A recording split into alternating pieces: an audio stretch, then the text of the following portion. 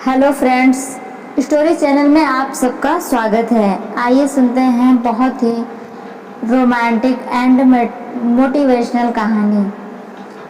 दोस्तों, कहानी को ज़रूर सुनिए। घर के सारे लोग शादी में गए हुए थे। मैं और मेरा 20 साल का देवर दोनों घर पर थे। मैं अपने कमरे में सो रही थी कि मेरा देवर दरवाज़ा खटखटाने लगा। मैंने दरवाज़ा खोला तो वह मेरे गले लग गया और मुझे कसकर पकड़ लिया। कहने लगा, भाभी, मुझे अकेले सोने से डर लगता है, मुझे अंधेरे से डर लगता है, प्लीज़ मुझे अपने साथ सुला लीजिए। मैं उसे बच्चा समझकर अपने साथ सुला लिया। कुछ देर बाद मेरी आंख खुली तो मेरे होश उड़ गए, क्योंकि मेरे देवर पीछे से मेरा नाम सौम्या है। शादी के एक माह बाद मेरे पति दूसरे शहर चले गए हैं। मेरे पति की एक बहन और एक भाई था। बहन की शादी हो चुकी थी और देवर 20 साल का लड़का था। मेरे देवर का नाम समर था। वह था तो 20 साल का, लेकिन अपनी चाल और ऊंचे की कद की वजह से बड़ा लगता था। मैं शाम को उसके कमरे में चली जाती और उसके साथ बातें करती। बहुत जल्द वह मेरे साथ घुल मिल गया। वह मेरे कमरे में भी बिना बताए आया जाया करता था। एक दिन मैं उसके कमरे में गई तो वह टीवी देख रहा था। मुझे देखकर उसने फौरन चैनल बदल दिया और थोड़ा घबरा गया। मुझे कुछ शक सा होने लगा कि वह टीवी पर क्या देख रहा था, जो मुझे देखकर ही उसने यह चैनल बदल दिया और अब ऐसा देख रहा था जैसे मैंने उसकी कोई चोरी पकड़ ली हो। मैंने उसे प्यार से पूछा, तुम टीवी पर क्या देख रहे थे? मेरे सवाल पर वह थोड़ा सा परेशान हो गया और सर को ना में हिलाने लगा। कहने लगा, कुछ भी नहीं, इस वक्त टीवी पर कार्टून चल रहे थे। मैंने कहा, जो चैनल तुम देख रहे थे वह फिर से लगाओ। उसने अपना ध्यान नीचे कर लिया और वह चैनल लगा लिया। जो वह देख रहा था वह मैंने देखते ही अपनी आंखें बंद कर ली। मैंने गुस्से से समर की तरफ देखा और कहा, तुम यह देखते हो टीवी पर, बताओ रात को तुम्हारे भाई को? वह मेरे गुस्से से घबरा गया और डर के मारे सर हिलाने लगा। प्लीज भाभी, भाई से कुछ मत कहिए। मैंने कहा, तुम इतनी डरावनी मूवी देखते हो, रात को सोते हुए तुम्हें डर नहीं लगता क्या? मैं तो देखकर ही डर गई थी। उसने तुरंत मुझसे माफ़ी मांगी और कहने लगा कि आज के बाद वह नहीं देखेगा, जिस पर मैं मुस्कुराने लगी। मैंने कहा, मैं तुम्हारे भाई को नहीं बताऊंगी। तुम्हें डरने की ज़रूरत नहीं है, क्योंकि मेरी ननद की शादी हो चुकी थी, इसलिए मैं समर पर ज़्यादा ध्यान देती थी। उसकी पसंद का खाना भी बना देती और उसके छोटे मोटे काम भी करती थी। कभी कभी उसके साथ कोई गेम भी खेल लेती ताकि वह अकेलापन महसूस ना करे। एक दिन वह मेरे कमरे में आया। मैंने एक खूबसूरत सा गाउन पहना हुआ था और मेकअप कर रही थी। जब समर मेरे कमरे में आया, मुझे तैयार होते हुए गौर से देखने लगा। फिर समर ने एक लाल रंग की लिपस्टिक उठाकर मुझे पकड़ाई और कहने लगा, भाभी यह लगाओ, मुझे यह रंग बहुत अच्छा लगता है। मैंने उसके हाथ से वह लिपस्टिक पकड़ ली। मैं उसका दिल नहीं तोड़ना चाहती थी, लेकिन वह तो मुझसे देखकर मुस्कुरा रहा था।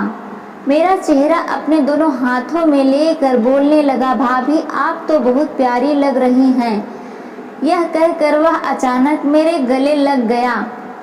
मैं उसके गले लगने से थोड़ा सा घबरा गई। मेरा दिल जोर से धड़कने लगा। मैंने तुरंत अपने से दूर किया। वह पीछे हटकर मुझे देखने लगा। मैंने उसे गुस्से से देखा तो वह कुछ घबरा गया। कहने लगा, भाभी आप तो मेरी बड़ी बहन जैसी हैं। मुझे आप मेरी बहन जैसी लगती हैं, लेकिन शायद आपको मेरा प्यार करना अच्छा नहीं लगा। यह कहकर वह मेरे कमरे से बाहर चला गया। मुझे अपनी सोच पर शर्मिंदगी आने लगी कि वह मुझे बड़ी बहन समझकर मेरे गले लग रहा था और मैं कितना गलत सोच रही थी। कैसे गुस्से से मैंने उसे खुद से दूर किया था। वह अपने कमरे में जाकर मेरे बारे में क्या सोचता होगा कि मैं कैसी बदतमीज हूँ। मैं उसके प्यार का जवाब भी गुस्से से दे दिया। ना जाने क्यों, लेकिन मुझे खुद से शर्मिंदगी महसूस होने लगी। इसलिए मैं समर के साथ पहले जैसा ही व्यवहार करने लगी। अपना पूरा दिन मेरे ही साथ वो जाता। मुझे ना जाने क्यों उसका करीब आना बेचैन कर देता था। मुझे लगता था कि जैसे कुछ गलत हो जाएगा। मेरे अंदर कोई मुझे यह कहता कि यह सब कुछ ठीक नहीं है, लेकिन मेरे अंदर का शैतान मुझे यह समझाने लगा कि फिक्र नहीं करो, वह एक छोटा सा बच्चा है, तुमसे प्यार करता है, तुम्हें अपनी बड़ी बहन समझता है, तुम्हें भी ऐसा ही सोचना चाहिए। मैं देखने में काफ़ी सुंदर थी, मेरा जिस्म सुडौल था, लेकिन जब वह मेरे साथ खड़ा होता तो वह मुझे तो 3 इंच बड़ा ही लगता था। जब भी स्कूल से आता तो मैं किचन में खाना बना रही होती, वह अंदर आते ही मुझे पीछे से गले लगा लेता।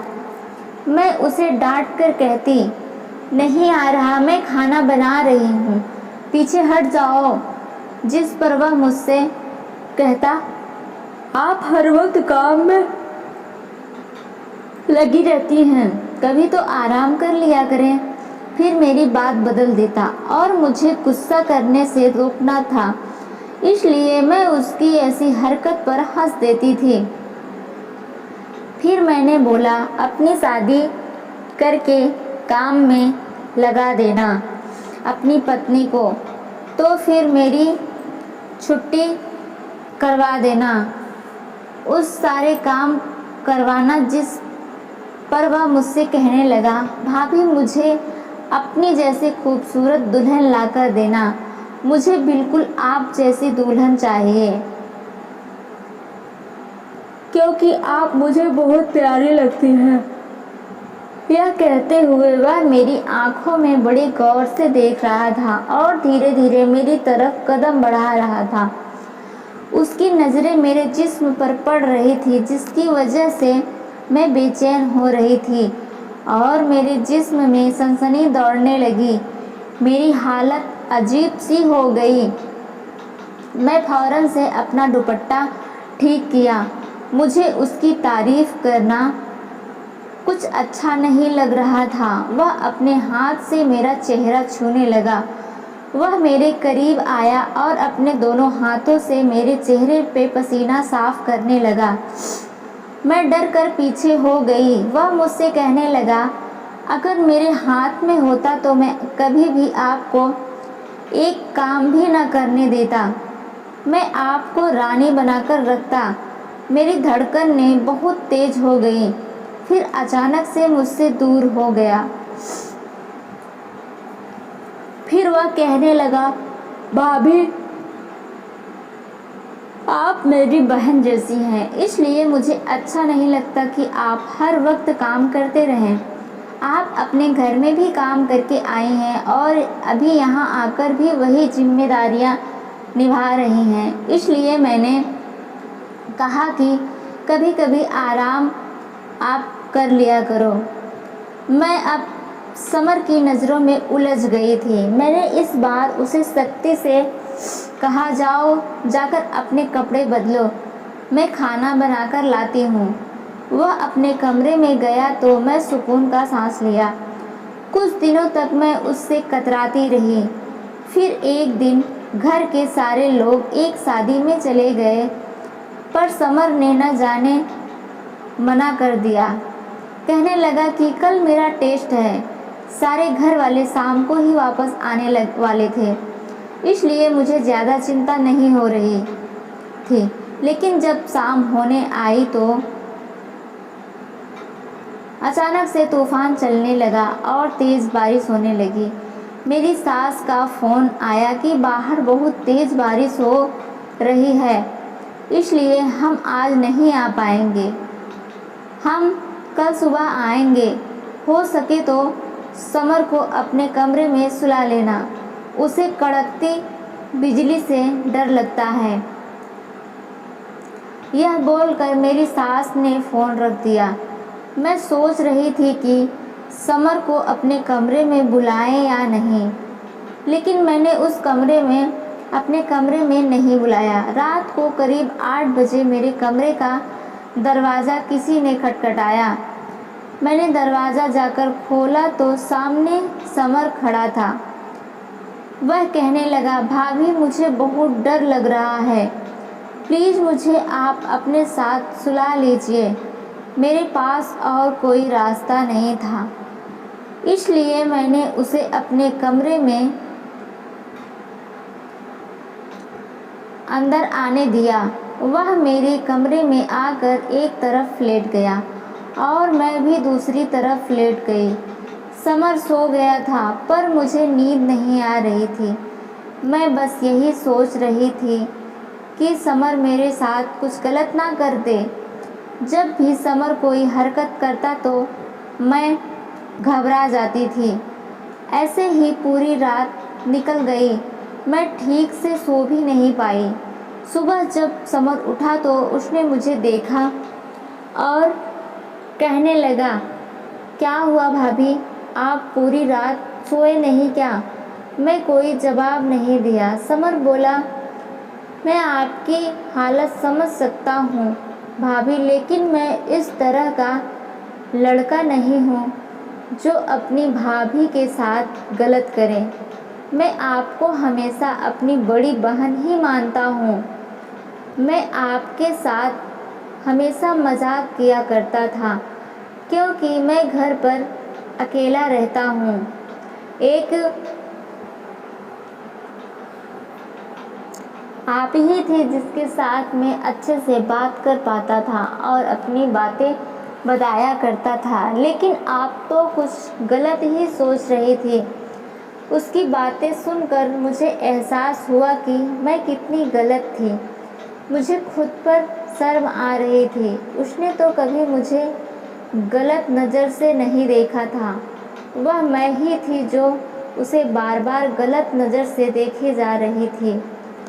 मैंने समर से कहा, मुझे माफ़ कर दो समर, मैं हमेशा तुम्हें गलत नज़र से देखा, लेकिन तुम तो सच में बहुत अच्छे इंसान हो। आपसे मैं तुम पर कभी शक नहीं करूँगी। समर बोला, ठीक है भाभी, अब मुझे भूख लग रही है तो जल्दी से जाइए और कुछ नाश्ता बना दीजिए। यह बोलकर समर हंसने लगा। फिर मैं भी किचन में जाकर नाश्ता बनाने लगी। उसके बाद मैं समर को कभी गलत नज़र से नहीं देखा और ना ही उसे पर कभी शक किया। तो दोस्तों, यह थी आज की कहानी। आपकी क्या राय है इस कहानी पर हमें कमेंट में ज़रूर बताइए। वीडियो अच्छी लगे तो लाइक करें, शेयर करें, सब्सक्राइब करें। धन्यवाद।